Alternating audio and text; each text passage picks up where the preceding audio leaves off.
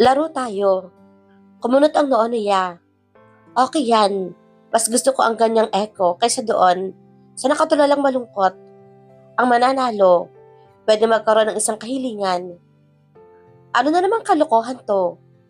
Umiling-iling si Echo tapos kumain ulit. Oy sige, sayang yung isang wish kapag nanalo ka, di ba? Wala ka bang gustong hilingin mula sa akin? Sana pumayag siya. Wala, diretsong sabi ni Echo. Bakit ba kasi? Nagtatanong pa ako. Pero hindi pwede. Dapat makumbinsi ko siya. May naisip na kasi akong hihilingin sa kanya. Meron yan. Alam mo, Echo, madami akong kayang gawin. Kaya for sure, kahit anong wish mo, kaya yan. Pumayag ka na. Ayoko. Tumayo na siya kasi tapos na siyang kumain. Hindi pa rin ako kumbinsido. Kailangan, mapapayag ko siya. Sinundan ko si Echo. Teka Echo, bakit ba ayaw mo? Nilagay niya ang platong pinagkainan sa lababo. Then, naghugas siya ng kamay. Hindi na naman siya sumasagot. Siguro, natatakot ka no?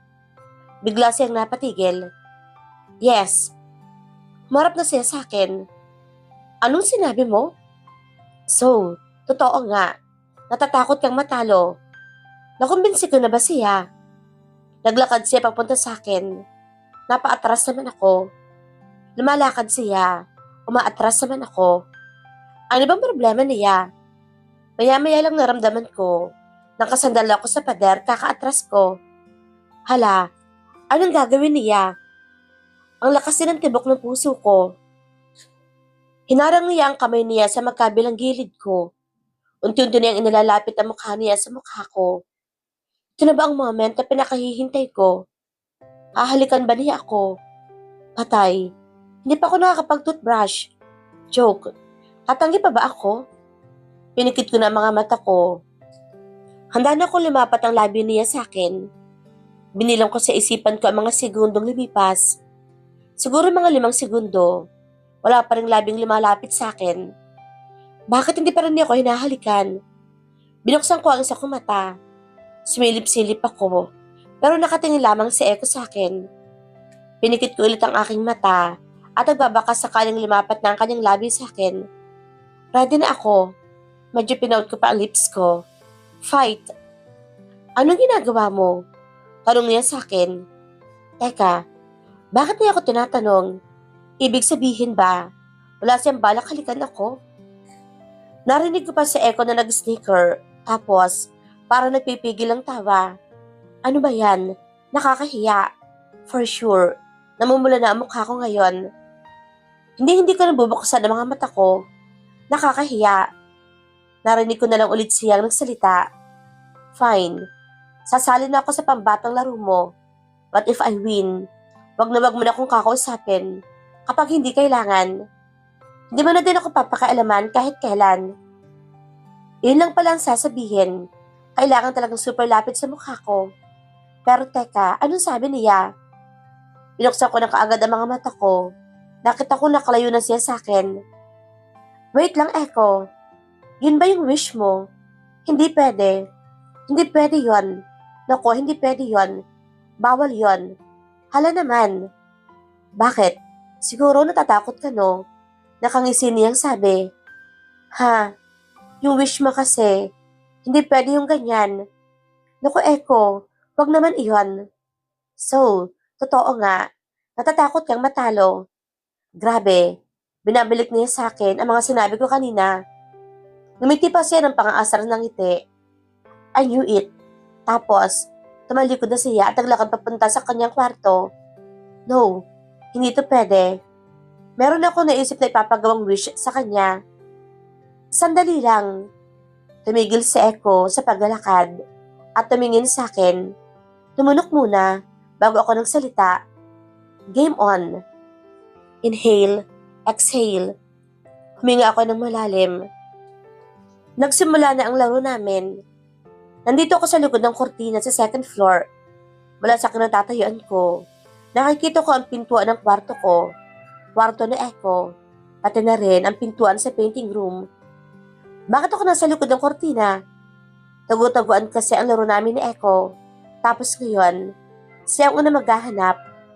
I know ang childish. Buti na lang pumayag si Echo. Pero masaya naman ang larong to. Kapag nahanap ako ni Echo, sa loob ng 10 minutes, may 1 point siya. Then, pag hindi niya ako nahanap, automatically, mapupunta sa akin ang point.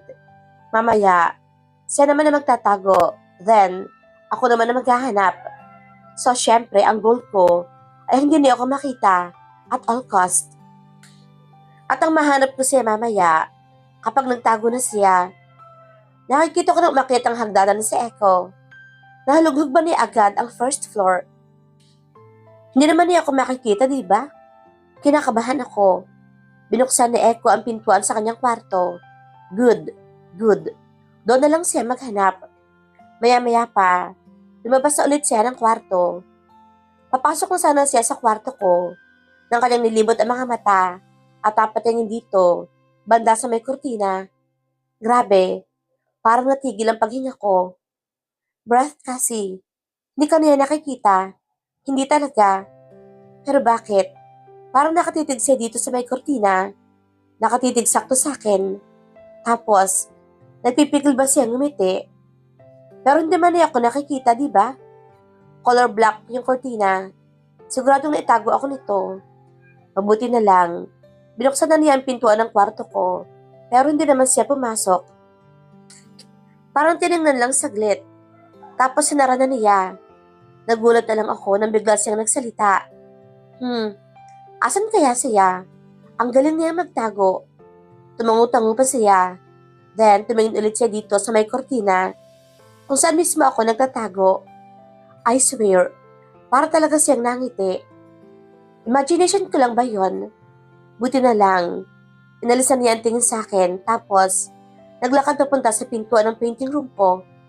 Teka, sa painting room ko, siguro naman, pwede akong pumasok dito ngayon. Kung wala siya sa buong bahay, sigurado, nasa loob siya nito.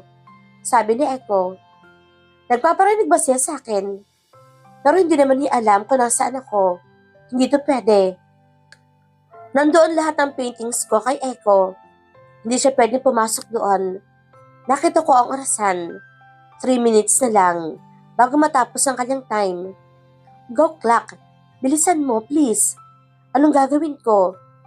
Hinawakan na niya ang doorknob. Papasok na ako. Tapos, tumingin ulit siya sa may kurtina. Bakit ba siya tingin ng tingin dito? Hindi niya ako pwedeng makita. Kapag natalo ako, bawal ko na siyang kausapin ever. Hindi pwede iyon. Pinihita niya ang doorknob. Hindi rin siya pwedeng pumasok doon. Baka kapag nakita niya mga mukha niya sa paintings ko, baka mag-freak out siya at nakipag-divorce na siya sa akin at lumayas ng bahay. No! Sumigaw ako at tumakbo. Papunta kay Echo. Humarang ako sa may pinto ng painting room ko. Bawal ka dito. Hindi pwede. Bawal kang pumasok. Umiiling kong sabi. Ngumiti siya bago magsalita. Ano yon? Well, I guess, hindi ko na kailangan pa maghanap. Kusa ka nang lumabas. Tapos, tumingin ulit siya sa may kortina. Teka, alam ba niya? Doon ako nagtatago kanina. Paano mo nalaman? Na doon ako banda nagtatago. Black naman yung kortina eh. Nakatago kaya na maayos yung mukha ko. Ngumiti ulit si Echo. Aba, in fairness, mas madalas na siya ngumingiti ngayon. Oo, nakatago nga yung mukha mo, pero yung paa mo, hindi. Ha? Napatingin naman akong bigla sa may kortina. Hala, oo nga.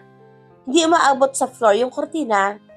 Hanggang ankles ko lang iyon at sigurado, makikita nga ang paa ko. Ano ba yan kasi? Bakit hindi mo napansin kanina?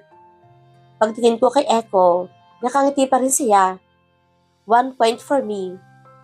Nakasandal ako sa main door, nakapikit at nagbibilang. Sige lang Echo, magtago ka lang. Kahit sa dulo pa ng mundo, mahahanap kita. Joke. Dito lang naman sa loob ng bahay ang napag-usapan namin pwedeng taguan. Pero dapat mahanap ko siya. Hindi ako pwedeng matalo. Tapos na ako magbilang. Manda ka Echo. Mananalo ako. Nagsimula na ako maghanap.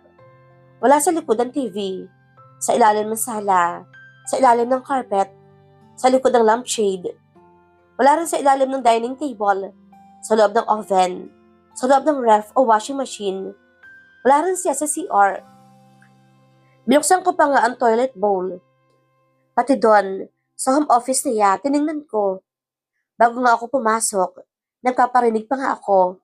Pero mukhang okay lang naman para sa kanya na pumasok ako. Kasi, di naman siya lumabas sa kanyang pinagtataguan. Wala pa din. Umakyat ako ng second floor. Wala sa ilalim ng kama, sa loob ng cabinet, sa loob ng laptop. Hindi kaya pumasok siya sa drawing room ko. Pero sinabi ko ng bawal, di ba? Chinek ko pa rin. Then, wala pa rin siya. Kahit sa kwarto ko, wala. Nasaan ba siya? Meron ba siyang suot na invisible clock? Oh shoot, 3 minutes na lang. Ito namang 3 minutes na to. Bumaba na ulit ako. Naghanap muli. Hinanap-hanap ko siya, pero wala talaga. Hindi kaya nahigop na siya ng loob ng TV. Imposible. Tinignan ko ang orasan. 1 minute na lang. Tumakbo ulit ako pataas. Naghanap muli. Double check na ang ginagawa ko. Pati sa likod ng kortina, wala pa rin. Nasaan na ba kasi siya? Tinignan ko ulit ang orasan. OMG, malapit na. Tumakbo na ulit ako pababa. Hindi pwede. Hindi ako pwedeng matalo. Hindi pwedeng hindi ako kausapin ni Echo. Hindi pwede. Hindi talaga. Pumapadyak na ako. Nakakaiyak naman to. Super check ako kung asan ba siya. Pero wala talaga. Hindi ko siya mahanap. Desperado na ako. Kahit pa nga sa mga magazines, sa loob ng vase, at sa fruit basket, hinanap ko siya. 30 seconds left. Hindi pwede. Kapag hindi ko siya nakita, magkakaroon na siya ng 2 points. Hindi pwede matupad ang kanyang wish. Hindi pwede. Tinignan ko ulit ang relo ko. Super hanap lang talaga ako kung nasaan siya. Matatapos na ang time limit. 8 seconds left. Nasaan ka na ba? Tumingin ulit ako sa orasan. Nagka-countdown na ako. Ano ba yan? Sa bawat segundong nababawas, ganoon rin ang pintig ng puso ko. 7 seconds left. Bakit biglang namatay ang ilaw? Brown out? Nagbilang na ako sa akin sarili. Mga 6 na segundo na lang siguro. Tapos, 5 segundo. Nasaan na ba kasi si Bubu? Naglakad. Kahit hindi ko makita ang dinadaanan ko. Kahit ano na lang kinakapa ng kamay ko. Echo. Echo, asan ka? Echo. 4 seconds left. Tapos, 2 seconds left. Tapos bigla ako nabunggo. Kapag minamalas ka nga naman, biglang may nahawakan ng kamay ko. Pinisil-pisil ko pa ito. Hanggang kailan mo ba pipisilin ang ilong ko? Boses iyon ni Echo. Echo, Echo, ikaw ba to? Hinapaka pa ako ang kanyang mukha. Si Echo nga ito. Kahit madilim alam ko ang features ng kanyang mukha. Can you stop touching my face? Naiirita na niyang sabi. Sorry, pero ikaw nga si Echo. Nakita kita. Nakita kita. Technically, hindi ko siya makita. Ang dilim. Pero nakita ko siya before natapos ang time limit ko. Counted naman yun, di ba? Saan ba siya nagtago? Nakatayo lang siya dito sa may sala. Kanina pa kaya ako naghahanap dito ay wala naman siya. Tapos sakto ko pa siyang nahanap bago matapos ang time limit ko. Nang dahil lang sa brownout, kaya nahanap mo ako. Don't think too highly of yourself. Seryoso na yung sabi. Okay lang. Okay lang.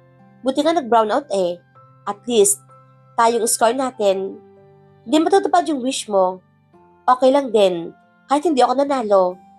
Ihilingin ko sana, wag mo na akong sigawan. Pero mas gusto ko namang sigawan mo na lang ako lagi. Basta nag-uusap tayo, di ba? Yes, yes. Ang saya naman. Pantay lang ang points naming dalawa. Tapos, makakausap ko pa siya. Ang ingay mo, sabi niya. Tapos malikod na at naglakad ng palayo. Teka, Echo, saan ka pupunta? Matutulog na. Hindi ba natin pwedeng sindihan yung kandila? Nasa kitchen drawer eh. Samahan mo ako doon. Nakangiti kong sabi. Di ko pa rin lubos maisip to. Di ako makaget over. Yes, Makakausap ko siya. Fine. Lumakad siya papunta sa akin. Narinig ko naglakad na si Echo, papuntang kusina. Susunod na sana ako. Nang mapatingin ako sa bintana. Bakit may ilaw ang mga kapitbahay? Sa amin lang brown out? O naputulang kami ng kuryente? Imposible. Nagbabayad naman kami. Dumikit ako sa pader. Tinapaka pa ako. Nasaan ba ang switch ng ilaw? Nandito lang yun banda. Ayun, nakita ko na. Nagulat. At sumaya rin at the same time. Kasi may ilaw na kami. Noon nagkaroon na ng ilaw. Biglang lumabas si Echo galing sa kusina. Nagulat siya. Echo, may ilaw talaga. Hindi brown out. Sabi ko, habang tumatalon-talon pa. Bakit mo kasi ang kinakabahan? Nagtataka nga rin ako eh. Akala ko brown out. Pero binuksan ko naman kanina yung ilaw. Nabuksan naman. Siguro, may naapektuhan. Tumangutango lang si Echo. Paano kaya nangyari yon? Kanina tayo lang ang nawala ng ilaw. Yung mga kapitbahay kasi, meron naman. Di kaya, may nagpatay ng ilaw natin. Pero sino naman gagawa nun? Dalawa lang naman tayo dito tapos. Tama na nga yan. Ang ingay mo. Matutulog na nga ako. Nagmamadaling umakyat si Echo. Ano bang problema nun? Bakit nakasigaw na naman? Pero okay na rin iyon kasi kakausapin niya ako. Huwag ko na nga isipin. Buti na lang talaga nawala ng ilaw kanina. Nang dahil doon, hindi nanalo si Echo sa laro namin. Sakto lang talaga. Pero sino nga kaya ang nagpatay ng ilaw? Pero napatalon ako nang biglang nag-ring ang doorbell. Gabi na. Sino pa bibisita sa amin ng ganito ka-late? Mr. Lim, ano pang ginagawa niyo dito? Gabi na rin. Kasi siguro, importante rin ito kaya sinadyang ipadala ngayon. Young lady, may pinabibigay po sa inyo ang parents niyo. Si ma'am talaga, si Mr. Lim. Ang pinagkakatiwala ang empleyado ni Dad. Ang tagal na rin niya nagtatrabaho sa amin. Kaya tinuturing na namin siyang pamilya. Mr. Lim naman eh. Di ba sabi ko po sa inyo, kasi lang itawag niyo sa akin. Pasok po muna kayo. Naku, pasensya na po kayo. Kahit gabi pa, pumunta pa kayo dito. Si Mr. Lim talaga. Dati ko pang sinasabi sa kanya, kasi na lang. Hindi na ho ako papasok, young lady. Bibigay ko na lang ito at aalis na din po ako. Nilabas niya sa invitation at ibinigay sa akin. Teka, para saan po ang invitation na ito, Mr. Lim? Tinanong po yung invitation. Halata may pagka-business theme. May company party po ang parents niyo bukas ng gabi. Dadating po ang iba't ibang investors. Kasama ng iba pang businessmen. Sabi niyang nakangiti. Pero Mr. Lim, sigurado po ba kayong para sa akin to? Alam naman po niya na ma'am at dad na wala akong interes sa kumpanya. Hindi naman po nila ako sinasama dati. Dati ko pang pinapaalalahanan kay ma'am at dad. Gusto ko pang nasa shop o nasa bahay at nagpe-paint. Para sa inyo po iyan ni Mr. Jericho Tan since nagpakasal na po kayo. Siya na magiging future presidente ng kumpanya. Kaya dapat lang po ipakilala kayo sa mga tao pagkapaliwanag nito. Ganoon po ba? Sige po. Sasabihin ko na lang sa kanya bukas. Tulog na po kasi siya ngayon. Salamat po, Mr. Lim. Sige po, young lady. Mauuna na po ako. Sabi niya. Umalis na siya at sinara ko na ang pinto. Ngayon ko lamang na-realize kasi Echo na nga pala magmamanage ng kumpanya namin in the future. Okay lang ba sa kanya iyon? Ako kasi, ayoko talaga ng mga business. Buti na lang, mahal na mahal ako nila ma'am at dad at hinayaan ako maging painter. Pero si Echo, napilitan lamang siyang pakasalan ako. Mapipilitan din ba siyang pamahalaan ang kumpanya namin? Nagilty naman akong bigla. Kinabukasan, pinakita ko kay Echo ang invitation. Tumango lang siya. Then, dadaanan na lamang daw niya ako sa bahay tonight. Pagkagaling niya sa opisina, hindi ko malang ma-detect kung pumayag ba siya na pumunta dahil gusto niya talaga o dahil responsibilidad niya ito bilang future presidente ng kumpanya. Ang dami kong iniisip. Hindi to kinakaya ng brain cells ko. Kaya naman pagkaalis ni Echo, pumunta na ako kaagad sa shop. May nangyari ba sa langit kaya nahulog ang isang anghel dito sa lupa? Sabi yun ng isang lalaki. Parang ang pamilyar ng kanyang boses. Pagharap ko, nakita ko kung sino. Kevin. Tumakbo ako papunta sa kanya at niyakap siya. Hinalikan naman niya ako sa pisngi. Kevin is really one of my favorite people in the world. Kailan ka pa bumalik? Akala ko next month ka pa. Nagulat naman ako sa kanyang pagdating. Ganito talaga kapag gwapo, mapamaraan, sabi niya at kumindat pa sa akin. Iba rin tong si Kevin. Nax, ikaw na talaga Kev, sabi ko habang tinuturo-turo siya gamit ang daliri ko. Naman, ako na talagang gwapo. Ikaw kasi, kumusta? Parang paganda ka ng paganda ah. Sinabi ko na ba na he's one of my most favorite people in the world? Kahit sinong tao, ang bad mood, or may problemang iniisip. Kapag nakausap itong si Kevin, mapapangiti ka agad. Parang ako ngayon, nag-blush pa kunwari, pero abot naman sa tenga ang ngiti. Hay naku Kebs, huwag mo masyadong bulahin niya si Cassie, at madali maniwala yan. Napalungan naman kami pareho ni Kevin. Lumabas na kasi si Ange galing sa office namin sa shop. Ang lola mo nagme-makeup at nag-ayos ng buhok. Hindi naman nakita si Kev sa loob ng 6 na buwan. Architect kasi si Kevin at may ginawa siyang project sa States for 6 months. Why babe? Gusto mo bang ikaw lang ang sinasabihan ko maganda? Aniya at ngumisi. No thanks. Kahit hindi mo sabihin. I already know. Ani Angie and crossed her arms. Oh, getting festy again ha? Yan bang epekto sa'yo kapag hindi mo nakikita ang kagwapuhan ko? Ani Kevin at ngumiti ng pagkalaki-laki. Kapal mo talaga. Grabe ang kayabangan mo. Mas mataas pa sa building. Pasalamat ka. Napahinto si Angie. Mahal mo ako? Pagkapatuloy naman ni Kevin.